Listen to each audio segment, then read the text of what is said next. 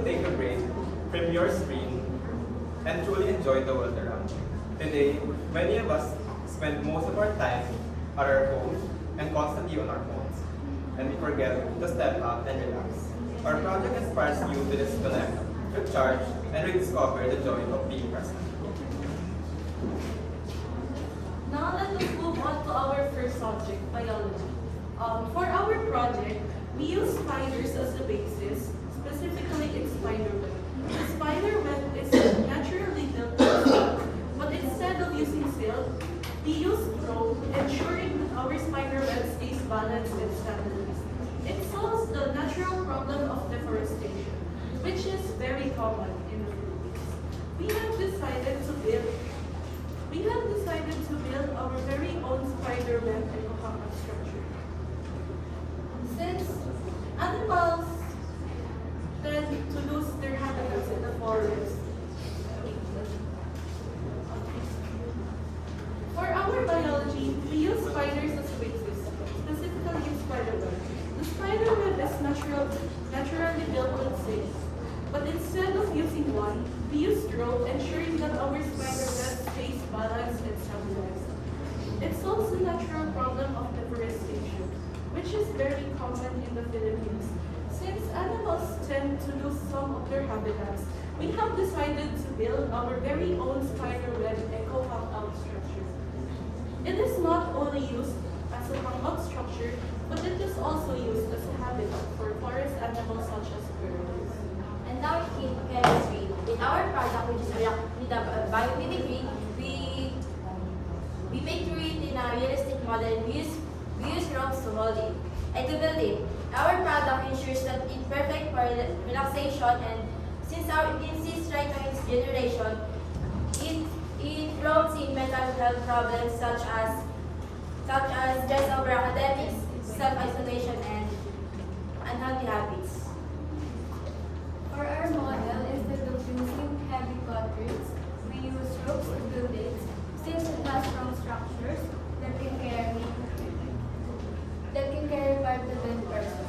It is safe for people of different ages to use and enjoy. This design also helps us stay true to our goals of working with nature rather than carving it, as the ropes can be easily installed and removed without cutting trees. Spider webs are built for the wild, where they use webs to create a place for shelter and protection, so they can thrive. Our product will help humanity to meet daily stressors such as screen fatigue, anxiety, and social disconnection by offering a safe outdoor coping space. This will allow individuals to have a healthy outlet to catch their breath, reflect, and establish their connection to others. Our product will improve quality of life and promote well-being by providing emotional stability, promoting light exercise or physical activity, and providing a sense of safety.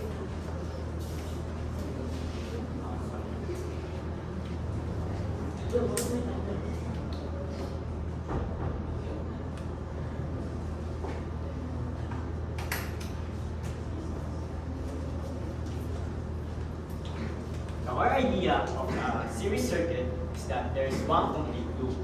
To put it in layman's term and for you guys to understand it, the energy flow loops around every component.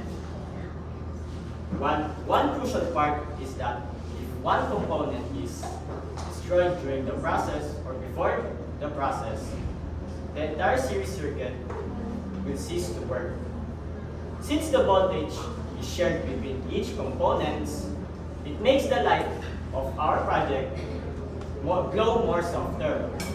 It helps us create a more suitable and comfortable environment, thus aligning it in one of our purpose, and it is to provide people who hang out in our eco-friendly park to cope stress and a place to vent out their stress and feel them comfortable and at ease.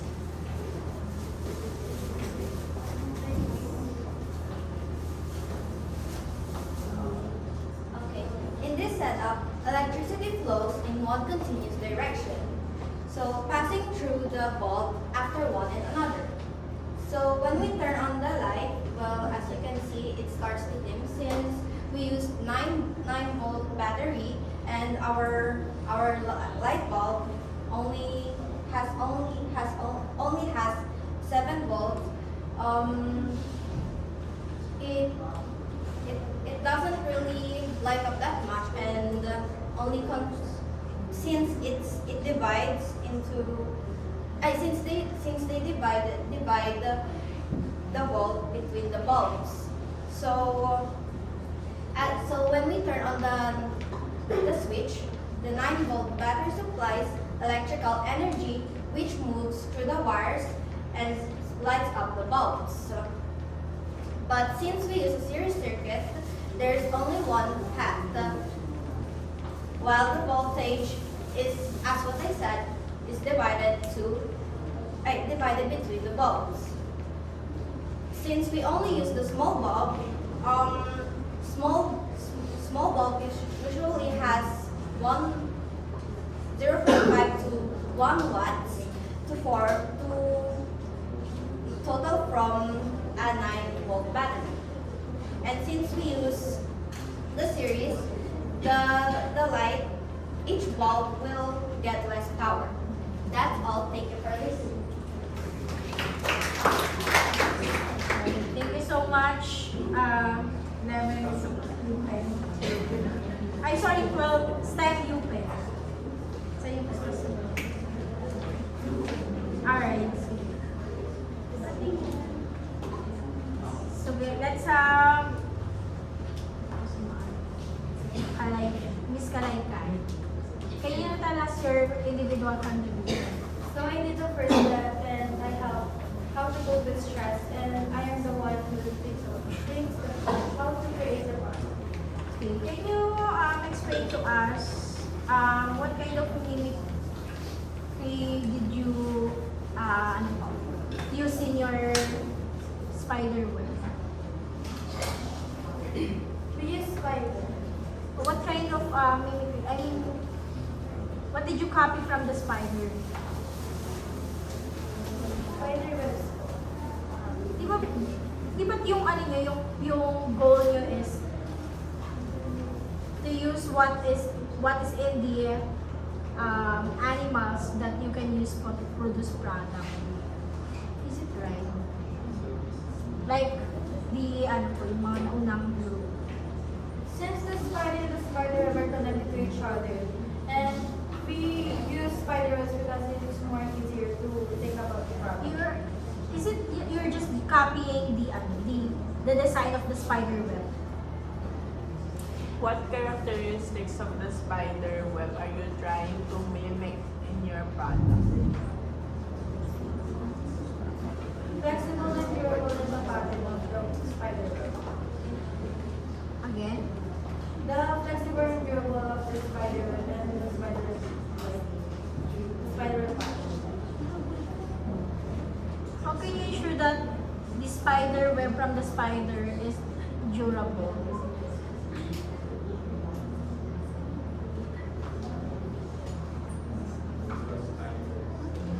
Kasi di ba pag ginanon mo, alam mo yung spider web, tanggal na ano. We use ropes to build that spider. What we are asking is, what's eto na Tagalog, pero you're going to answer in English. Anong meron sa spider web na kinapin nyo in your spider web na ginawa? Sige, anong tawag ito?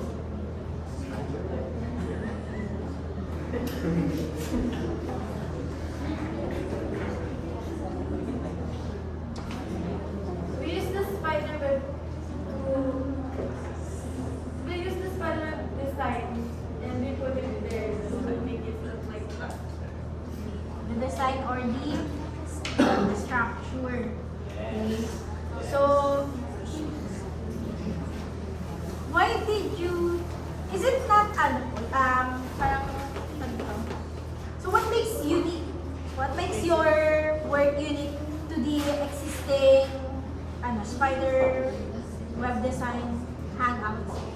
The uniqueness of our product is we use eco-friendly and we did not use concrete that can harm people. Eco-friendly, do you think when you're using eco-friendly, it show the durability of your ano? Yes, because it doesn't harm people. What kind of harm that the people can get to the usual ano po, spider web hangouts design? Example, kasi sa hinulugang taktak sa Antipolo, may ganyan design. So, ayun, sa tanay. Ayun. Tsaka meron din sa Baras. Okay, so, what harm can we get from those, yung mga usual rope na ginagamit nila?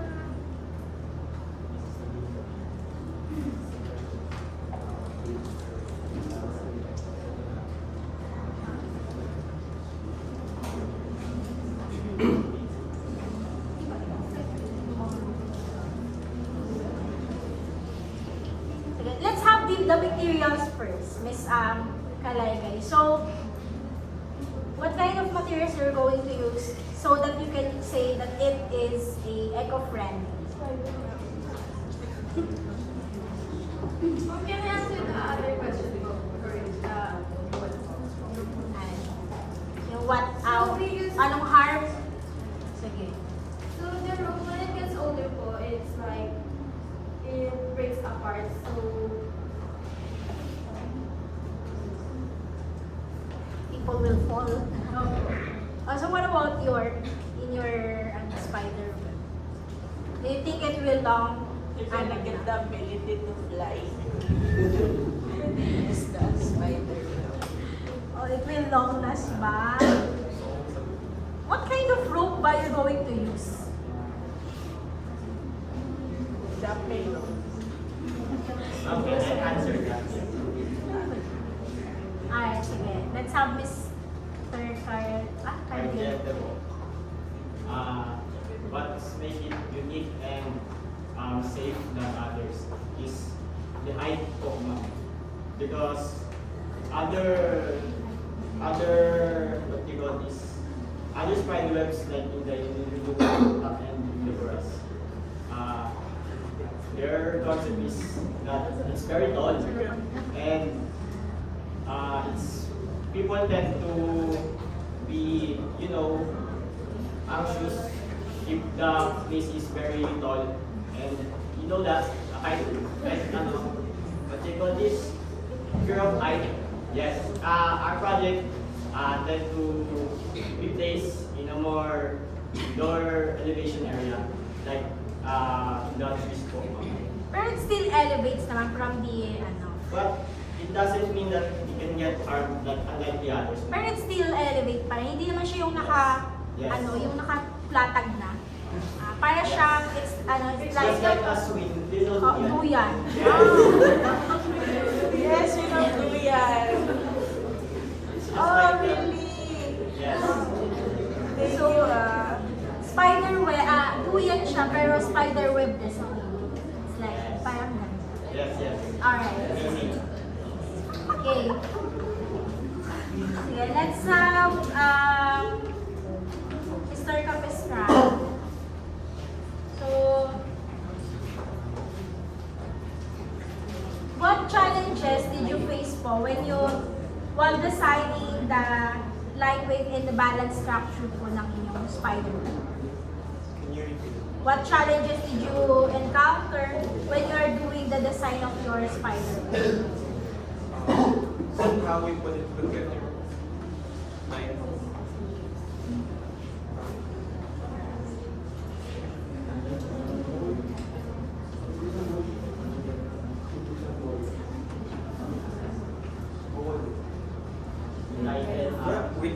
when we tied this book together. So, how will you ensure the safety of your spider web hangouts in terms of yung pagtay? First factor po is the height, and the second po is yung holes po, the holes. Alright. So, some of your classmates, I hear that they parang the word deforestation. Okay? So how does your project address the issue of deforestation? Instead of damaging the nature, we use the nature to work with it instead of against it. So your your work is for ano lang, is applicable to the places na may mga trees. Can you tell us in what place that we can build po yung spider web house? We can build this wall something on places na may mga madami pong trees. Can you give a specific kind of trees? Kasi di ba may mga trees na parang hindi siya pwedeng talian? Do you have any parang naiisip na trees that yung pagtatalian ng inyo? For me, siguro kung nara or pine trees po, yung the thicker trees po. Okay. So there's a specific places lang kasi parang hindi naman available lahat sa lahat ng places yung nara. Okay, sige. Thank you so much, Mr. Capistrano. Card, yeah. Okay na pala. Cordiente, what's your individual contribution? Physics, ma'am. Pesos. Contributed in physics. Okay, sige. Last. Last. Carretero. Can you, Miss Carretero, ano ba? Ayan, can you tell us your individual contribution? I did the biology part, and then I did the what natural problem itself. Is your hangout po ba yung spider web hangout series for people lang or even animals? Animals. Can you tell us what ways does your hangout can benefit the animals? Basically, our project, our project is basically also a habitat for animals. Since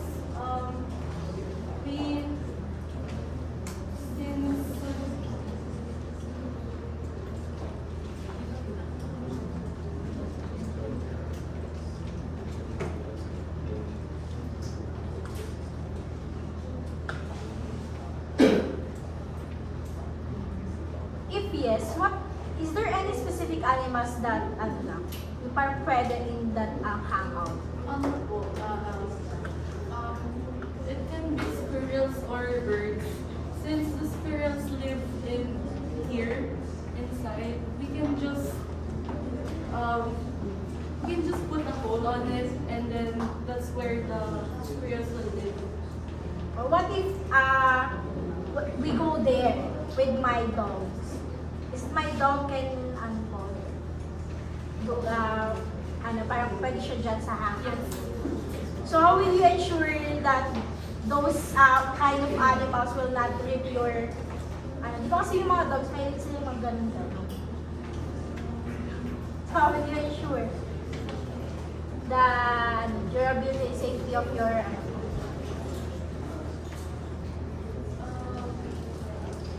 kasi yun na yun, di ba? Yung pinaka-rope nyo, yun na yung pinaka-higaan, upuan ng di ba? Eh, what if yung tao na yun, they bring their dogs and cats, may hindi magkalikot ng mga gamit. So, it means ba that your spiderweb hangouts is may specific animals lang na pwedeng or all are welcome? All are welcome. But if they can rip this off, it is possible that we can just put a limit to a limit to how many animals we can bring. And then we can just put some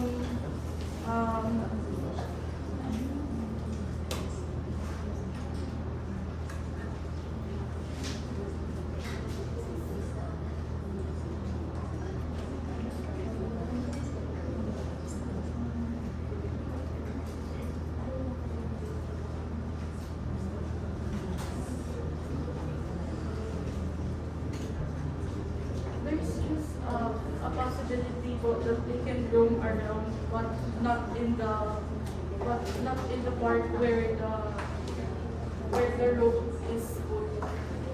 So, sa madaling salita, those kind of animals is not allowed in your spider web house. Yes. But they So, can roam around the... Roam around it within the area lang. Pero Yes. they are not allowed. So it means that not all the animals is welcome to your spider web hangouts. Ano lang, sa area lang, Yes. kung saan nakalagay yun. Alright, sige. Thank you so much, Miss Karen.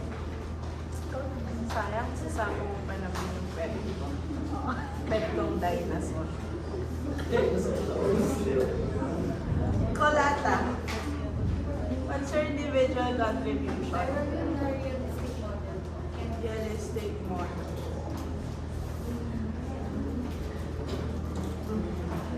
Rate how realistic is your model? 1 to 10. It gives the people a place. It gives people a place to hang out, relax, and enjoy nature. Okay. What type of light did you use in your design? And why did you use it or chose it?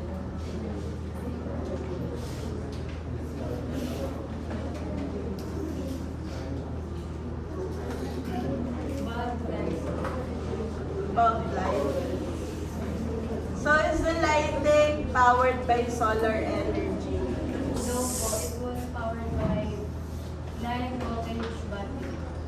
Okay, so batteries. Now, if your lights are powered by batteries, did you consider energy efficiency or sustainability when choosing the light? No. Okay.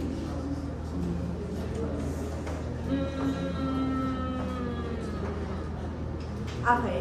Since it is not very unique, no, I've seen some places with that type of design na.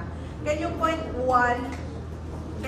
out one feature that is completely original or inspired uniquely by the spider web? The web itself. But it's not that original.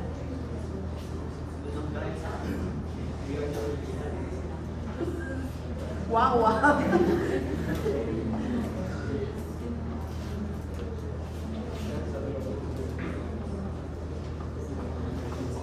Tell us something na wala sa iba.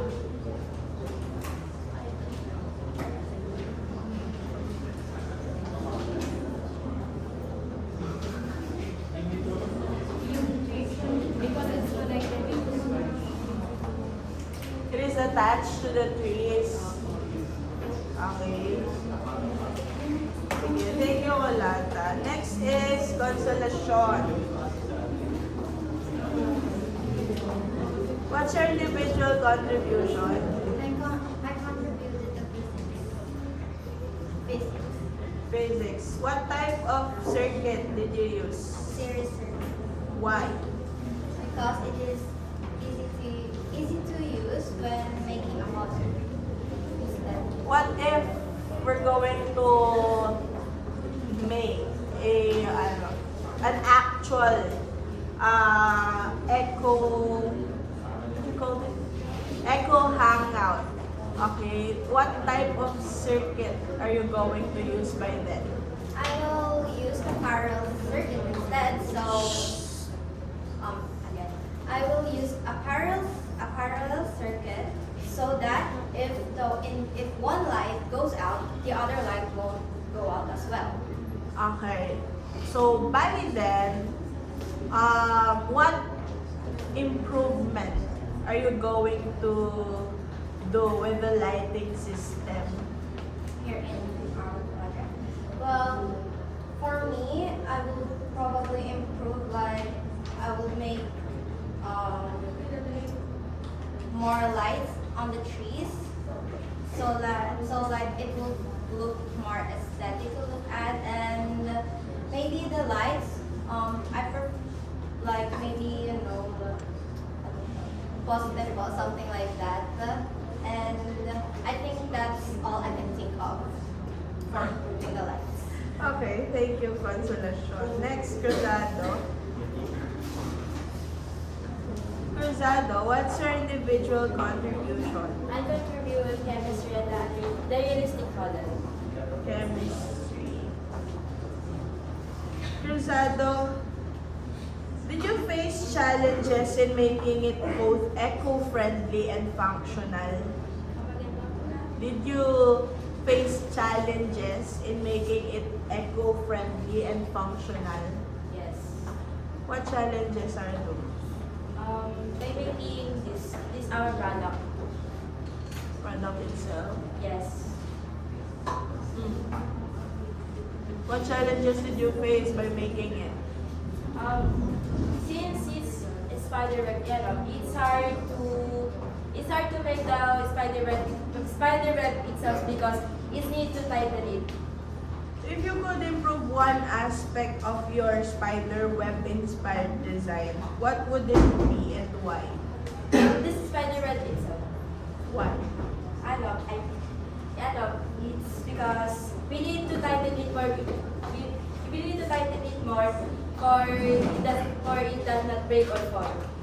Okay, so as of now, it's not tight enough. Yes. Okay, sige. Thank you, Cruzado. Thank you, UPenn, Group 3.